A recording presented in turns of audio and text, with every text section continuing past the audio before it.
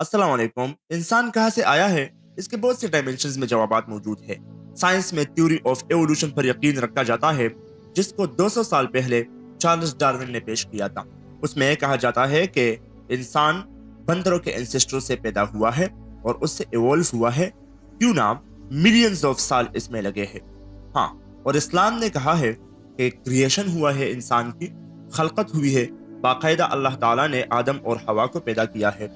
इसी तरह बाइबल वगैरह में भी इसी को यकीनी समझा जाता है कि इंसान का क्रिएशन हुआ है। लेकिन क्या आपको मालूम है, चार्ल्स डार्विन के इस थ्योरी को इतनी अहमियत हासिल है आज के दौर में कि मुसलमानों के करिकुलम में भी शामिल किया गया है। The human normally humanoid family से निकला है, मतलब वो बहुत से एंसेस्टर्स जो कि इंसान से पहले गुजरे हैं। होमो सेपियंस इंसान को कहा जाता है। होमो सेपियंस से पहले निएंडरथैल्स मौजूद थे। निएंडरथैल्स से पहले होमो इरेक्टस, होमो हैबिलिस वगैरह मौजूद थे, और इसी तरह बहुत से फैमिलीज को डाइवर्ट किया गया है। लेकिन हमारा टॉपिक आज आपको यह नॉलेज देना नहीं है, हमारा टॉपिक इस पर रद्द करना है इस्लाम की तरफ से और बहुत से मज़ाहिब की तरफ से कि क्या थ्योरी ऑफ एवोल्यूशन सही भी है या नहीं। क्या निएंडरथैल्स जो आज से 40,000 साल पहले गुजरे हैं वो सही थे भी या नहीं, उसके कौन कौन से प्रूफ मिले हैं। और उसके अलावा ये बंदरों से जो हमारी रिलेशन ताल्लुक कायम है, जो के इंसान से पहले बहुत से जानवर मखलूकात मौजूद थे, डायनासोर्स मौजूद थे, इंसानों की तरह इंसान भी मौजूद थे, लेकिन वो इंसानों की तरह अकल नहीं रखते थे, बाकायदा खलीफा की शक्ल में नहीं थे। होमो सेपियंस से पहले निएंडरथैल्स वगैरह, होमो इरेक्टस, होमो सेपियस वगैरह ये तमाम मौजूद थे। इससे इस्लाम इनकार नहीं करता, लेकिन इस्लाम इंसान को एक स्पेशल क्रिएशन मानता है। इट मींस के इंसान स्पेशली क्रिएट हुआ है और अल्लाह की तरफ से ये क्रिएट किया गया है, और इस क्रिएशन के तहत थ्योरी ऑफ एवोल्यूशन नाकाम है। क्योंकि डार्विन अपने बुक ओरिजिन ऑफ स्पीशीज में कहता है कि होमो सेपियंस से सिर्फ 40,000 साल पहले निएंडरथैल्स गुजरे थे जो इंसान की तरह थे। उसका कद छोटा, थोड़ा सा चौड़ा, और उसके अलावा उसका शक्ल कुछ ना कुछ बिगड़ा हुआ था, मतलब इंसान से टक्कर लगाता था। उसके हाथ लंबे थे और जहन दूसरे जानवरों के निस्बत बड़ा था। हड्डियों के अंदर जो बोन मैरोज मौजूद है वो खाते थे, जानवरों को स्कैवेंज करते थे, स्कैवेंजर्स थे, और उसके बाद स्कैवेंजर्स से वो शिकारी बन गए और हंटर्स बन गए।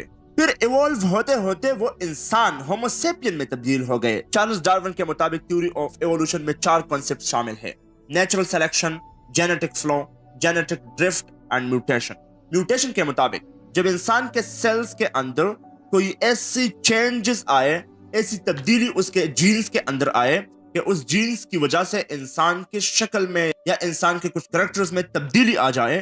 फॉर एग्जांपल, दोनों पेरेंट्स के हेयर कलर्स ब्लैक है, लेकिन उसका बच्चा हो गया और उसकी हेयर कलर ब्राउन है, तो इस ट्रेट को नॉर्मली म्यूटेशन जाहिर करता है कि उसके जीन्स में कहीं ना कहीं उसके रिप्लिकेट होने में म्यूटेशन हुई है, जिसकी वजह से उसकी इस हेयर कलर में चेंजेस आ गई है।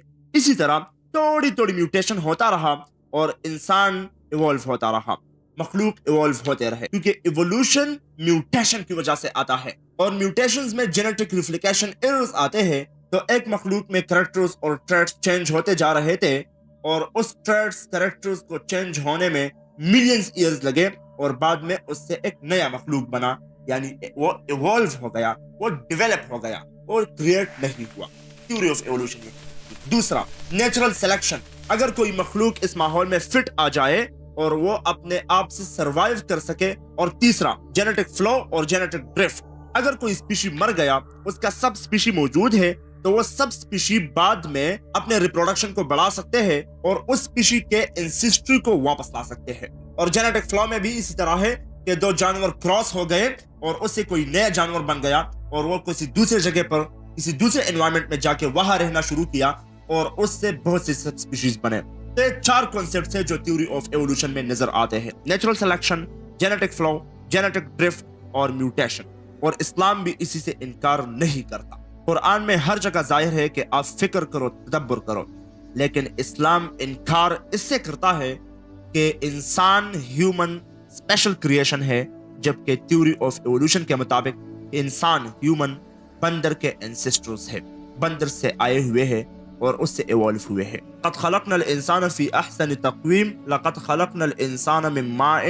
لقد خلقنا الانسان من نطفہ والعلقہ، انسان کو مٹی سے پیدا کیا ہے، لتڑے سے پیدا کیا ہے، پانی سے پیدا کیا ہے، خون سے پیدا کیا ہے، اور انسان کو اسی زمین سے پیدا کیا ہے۔ مٹی سے پیدا کرنے کا مطلب کیا ہے؟ انسان کے پیدا ہونے کے دو احوال ہیں۔ ایک تو وہ کہ انسان کے لغزش، انسان کی تمام ضرورتیں جو اس مٹی سے پوری ہوتی ہے، اٹ مینس کہ اگر وہ ضرورتیں پوری نہیں ہوتی تو انسان ختم ہو جاتا، جس کی وجہ سے اللہ نے فرمایا ہے کہ انسان کو اللہ نے مٹی سے پیدا کیا ہے۔ اور پانی سے پیدا کیا، اٹ مینس کہ پانی کی ضرورت بھی انسان کو ہے، پانی نہ ہوتا تو انسان ختم ہو جاتا۔ اور خون کے لتڑے سے پیدا کیا، اٹ مینس کہ سپرم سیلز زائگوٹ ہو گئے، اور زائگوٹ سے پھر انسان بنا، اور وہی انسان پھر اس زمین پر آیا اور وہ ایوالو کرتا رہا اور مختلف سٹیج سے گزرتا رہا اور اس سے ایک انسان بنا، ہیومن بنا، اور ہیومن ایوالو ہوتا رہا۔ پلیسنٹل میملز ہے انسان، تو اسی پلیسنٹل میملز میں ایسے کارروائیاں موجود ہے کہ وہ دوسرے جانوروں میں بھی موجود ہے، لائک چمپینزی، ببون وغیرہ، وہ بھی پلیسنٹل میملز ہے۔ سائنٹیفکلی تو یہ پروف ہے کہ تمام جانوروں کے 98% chromosomes D N A same ہے، صرف 2% چینج ہے۔ اسی 2% کے اندر ایسے جانور بھی موجود ہیں جو انسان کے انسسٹرز آتے ہیں تھیوری آف ایوولوشن کے مطابق، لائک ببون، گگون، چمپینزی، منکی وغیرہ، مطابق نہیں ہے، کروموسومل ریگولیشنز کے مطابق بھی نہیں ہے۔ تو اس لیے ہم یہ کہہ سکتے ہیں کہ اسمال کریکٹرز جو ہے، اسمال چھوٹے چھوٹے کریکٹرز، عادات، خوبیاں، کردارات، کریکٹرز، ٹریٹس جو کہ توڑے توڑے ہیں، وہ تو کسی بھی جانور میں ایوالو کر سکتے ہیں،